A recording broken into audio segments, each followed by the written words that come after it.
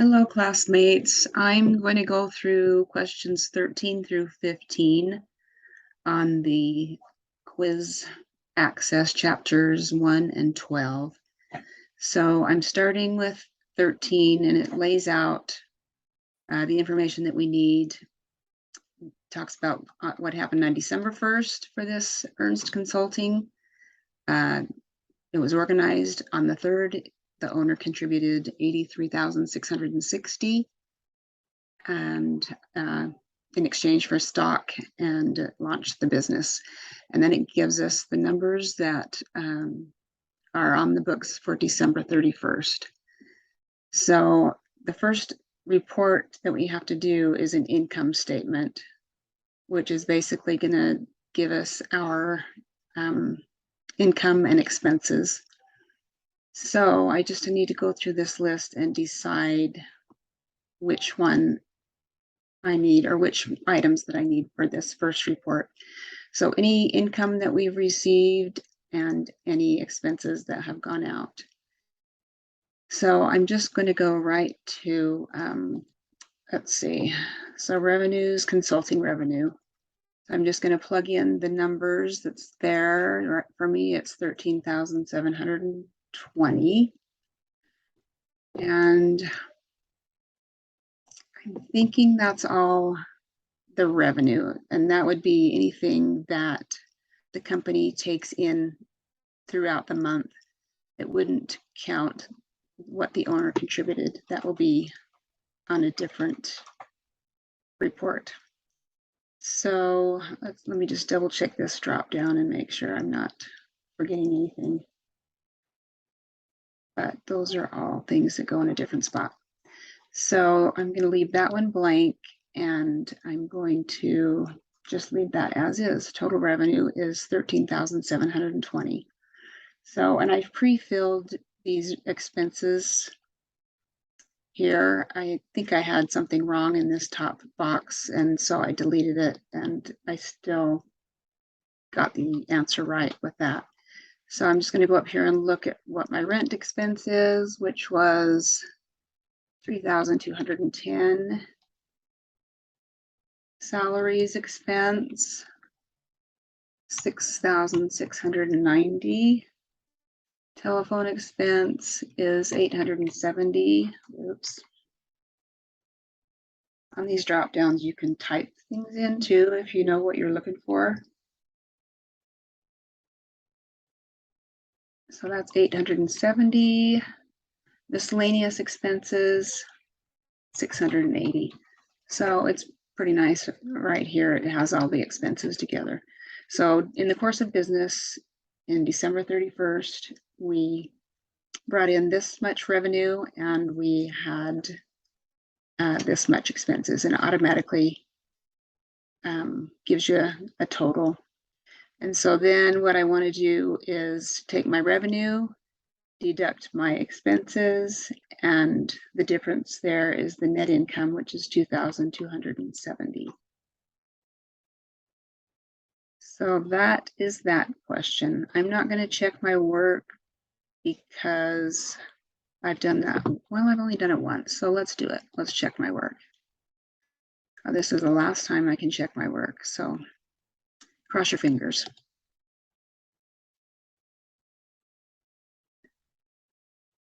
So I've got green circles and check marks everywhere, and so I'm good to go for the next question, which is number 14. Okay, this is our statement of retained earnings. And so we're going to, oops, I forgot to zero that out. Ignore that.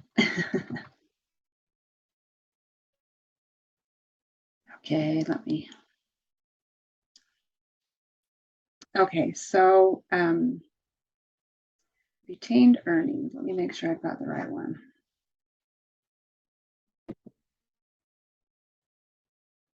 I thought I had that pulled up.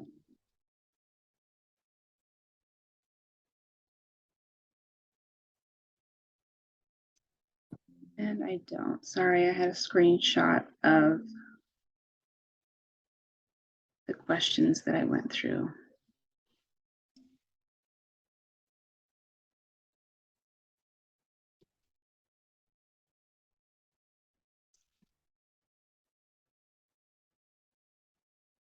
Okay, I'm going to move this out of the way.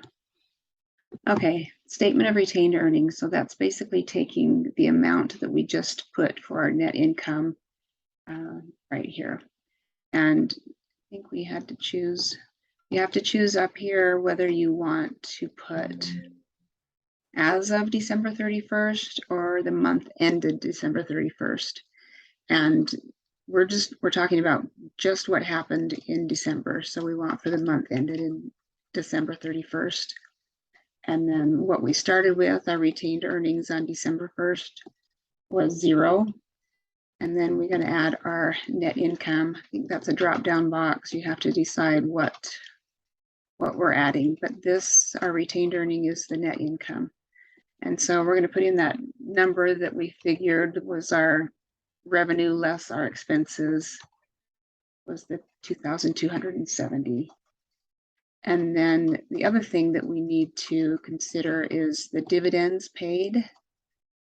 So we're going to deduct the dividends. And we look up here, the cash dividends is 1,760.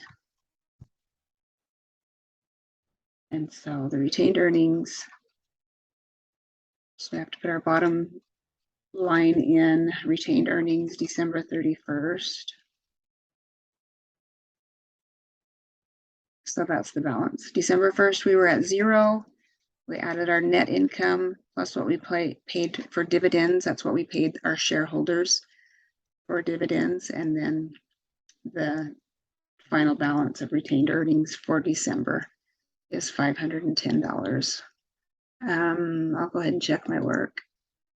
Last time, I think they give you three times to correct your, or check your work to make sure you got them correct. So I'm good on that one. So I'll go to the next question, which is 15.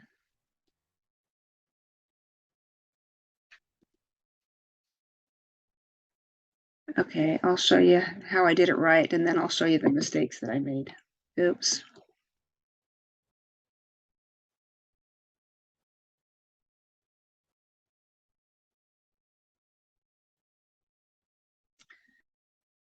Okay, so the balance sheet, it's called that because you want the ending balance on the left to be the same as what is on the right.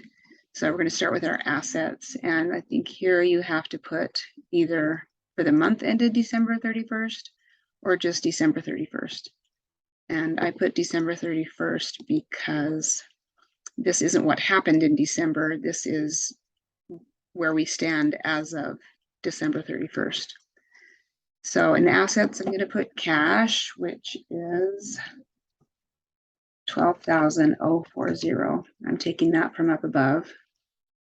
And another asset we have is accounts receivable. So this is money that people owe us, and so we consider it an asset. So up here, our accounts receivable is 13,720. Office supplies, I have gotten confused, and I think some businesses might handle it differently, and some might call it an expense, but here we are calling it an asset. We've bought these products, they're in our building, and here we're going to consider it an asset. So we'll plug in the office supplies for 2,990. Okay, any land we own is an asset. So we'll plug that in, 45,940. Our office equipment is an asset. That's 17,710. I think that's everything for the assets. And then our balance shows here as 92,400. So on the other side of the balance sheet is our liabilities and equity. And you'll have the drop down list to choose from.